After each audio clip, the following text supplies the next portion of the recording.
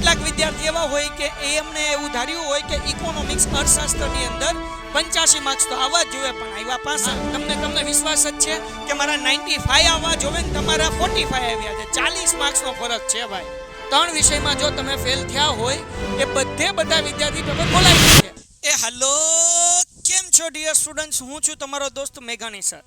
આજના વિડીયોમાં આપણે ચર્ચા કરવાના છીએ કે ધોરણ 12નું પેપર કેમ ખોલાવવું. હવે કેમ ખોલાવીએ એની ચર્ચા કરીએ એ પહેલાં કોને ખોલાવવું એની આપણે વાત કરીએ. હવે બે ટાઈપના લોકો હોય છે કે જેને ધોરણ 12નું પેપર ખોલાવવાની ઈચ્છા હોય છે. હું બ્લેન્ક પેજ લઈ લઉં અને પછી સરસ રીતે આપણે સમજીએ. એક એ વિદ્યાર્થી હોય કે જેના ટકા ઓછા આવ્યા હોય, જેના માર્ક્સ ઓછા આવ્યા. ધારો કે મેં ધાર્યું હતું કે ભાઈ મારા અકાઉન્ટની અંદર જે છે એ 95 માર્ક્સ આવશે, પણ મને 80 માર્ક્સ આવ્યા છે કે 82 આવ્યા છે.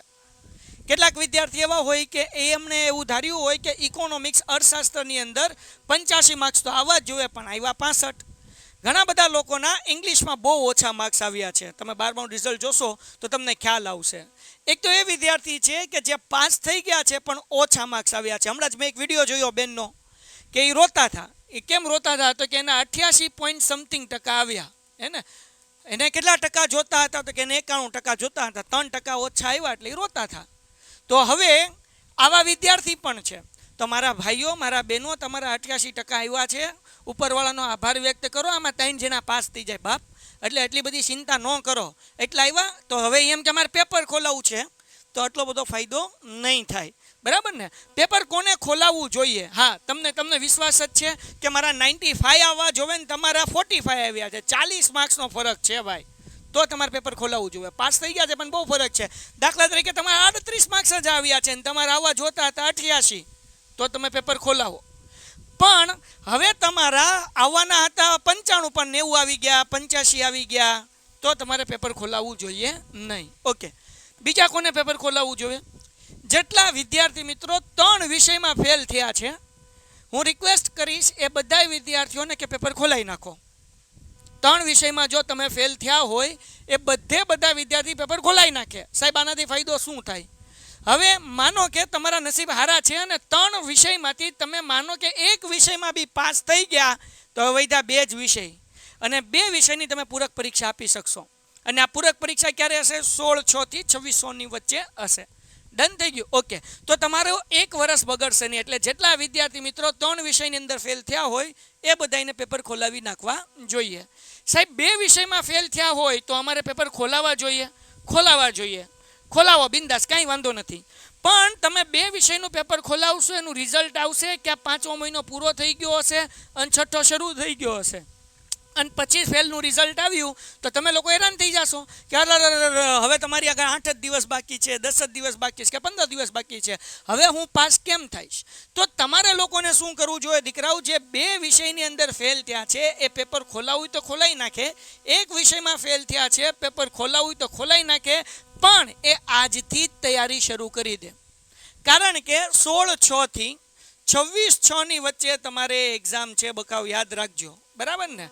ડન છે? તો એક વિષયમાં ફેલ થયા હોય કે 2 વિષયમાં ફેલ થયા હોય કે 3 વિષયમાં ફેલ થયા હોય એ લોકો પેપર ખોલાવી નાખે. પણ અગર 2 વિષયમાં કે 1 વિષયમાં ફેલ થયા છો તો આજથી જ તૈયારી તમે શરૂ કરી દો કે જેથી કરીને સમય ન બગડે. સમરાઇઝ કરું છું, જે લોકોને 95ની અપેક્ષા હતી, 85ની અપેક્ષા હતી પણ આવ્યા છે 35, 38, તો ખોલાવી નાખો. કારણ કે બહુ મોટો ગેપ છે. 5, 10, 15 માર્ક્સનો ગેપ હોય તો પેપર ખોલાવવાની જરૂર નથી. હવે સવાલ એ થાય કે સાહેબ અમારે પેપર ખોલાવો કઈ રીતે, અમે કઈ રીતે ખોલાવશું? તો દીકરાઓ, તમારા લોકો માટે GSEB.org આપણી વેબસાઇટ છે. GSEB.org એ વેબસાઇટની અંદર હું તમને લોકોને લિંક શેર કરીશ. પરિપત્ર આવશે જે 8 દિવસની અંદર આવી જવો જોઈએ. તમારું રિઝલ્ટ આવી જાય પછી, બરાબર? તો એ પરિપત્ર આવશે, ત્યાં તમે ફોર્મ ભરી શકશો. તમારો સીટ નંબર નાખવાનું છે, તમે કયા વિષયમાં ફેલ થયા છો એ વિષય નાખવાના છે, અને એની ફીસ હશે એ ફીસ પણ તમારે ભરવાની રહેશે. હવે પેપર જ્યારે તમે ખોલાવો છો ત્યારે ધ્યાન રાખજો દીકરાઓ કે પેપર જે છે આખું ચેક નથી થતું હોતું. જ્યારે તમે પેપર ખોલાવો છો ત્યારે section A, B, C, D આવી રીતના સેક્શનના સરવાળા ચેક થતા હોય છે ખાલી, બરાબર. અને જ્યારે તમે પેપર ખોલાવવાનું ફોર્મ ભરો છો ત્યારે તમારો સીટ નંબરની સાથે સાથે તમારે આન્સર પુરવણી જે આવે એમાં આપણને નંબર, આપણે સપ્લી જ્યારે રિસિપ્ટ લઈને ગયા હોય ને કે તમને ખબર હોય તો આપણે ઉત્તરવહીનો નંબર લખ્યો હોય, બરાબર ને, એટલે કે આન્સર કી આપણે નંબર લખ્યો હોય એ નંબર પણ તમારે નાખવાનો રહેશે. એટલે તમારો સીટ નંબર, તમારો શું કહે કે સપ્લીની અંદર જે નંબર તમે જે રિસિપ્ટમાં લખેલો છે એ નંબર તમે નાખશો, વિષય કોડ નાખશો, એટલે તમારું પેપર ચેક થઈને 10-15 દિવસની અંદર તમને બહુ જલ્દી અપડેટ મળી જશે. પણ એ લેટ પણ થઈ શકે છે, રાઈટ. ઓકે, તો એમાં ખાલી સરવાળો ચેક થતો હોય છે, આખું પેપર ફરીથી ચેક થતું હોતું નથી. એટલે એ વિચારમાં ન લેવું કે મારા 2 પ્રશ્ન કદાચ ખોટા હશે ને એ હાચા પાડીને મને ધક્કો મારી દે. નહીં, સરવાળો ચેક થાય, બરાબર ને. તો દીકરાઓ તમે લોકો આવી રીતના પેપર ખોલાવી શકશો. હવે પેપર ખોલાવવા માટે અગર તમને નથી સમજાતું તો તમે તમારી શાળાની મદદ પણ લઈ શકશો. તમે તમારી સ્કૂલમાં જાઓ, સ્કૂલની અંદર કહો કે ભાઈ મને અકાઉન્ટનું પેપર ખોલાવવું છે, અર્થશાસ્ત્રનું ખોલાવવું છે, કે સ્ટેટનું ખોલાવવું છે, કે ઇંગ્લિશનું ખોલાવવું છે. એ જે ફી કે એ ફી તમે એમને પ્રોવાઈડ કરી દો, આપી દો, એટલે એ પણ તમારું પેપર ખોલી દેશે. પણ તમે 2 કે 1 વિષયમાં ફેલ થયા હોય તો પેપર ખોલાવો ત્યારે તમારે મહેનત શરૂ કરી દેવાની છે.